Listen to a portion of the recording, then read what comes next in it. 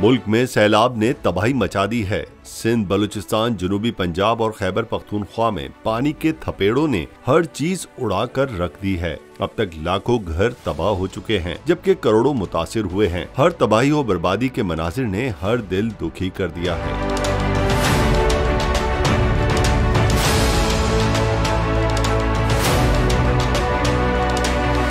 भूखे पेट खुले आसमान तले पानी में घिरे मुतासरीन किसी मसीहा के मुंतजिर हैं। सैलाब ज़दा इलाकों से सानेहों की ऐसी वीडियोस मंजर आम पर आ रही हैं, जिन्हें देखकर दिल दहल जाता है। आज भी सोशल मीडिया पर एक ऐसी ही वीडियो सामने आई है। लाड़काना की एक मां की जानिब से 2 रोटियों को 8 बच्चों में तकसीम करने की वीडियो वायरल हो गई, जिसे देखकर लोग अश्कबार हो गए। वीडियो में देखा जा सकता है कि जैसे ही मां रोटी के टुकड़े उन्हें तकसीम करती है, तो रोटी को देखने वाले बच्चों के चेहरों पर मुस्कुराहट आ जाती है। वीडियो को देखने के बाद दर्जनों लोगों ने इसे शेयर किया और इस पर कमेंट्स करते हुए अफसोस का इजहार किया और साथ ही सैलाब मुतासरीन की मुश्किलात की कमी की दुआएं भी की।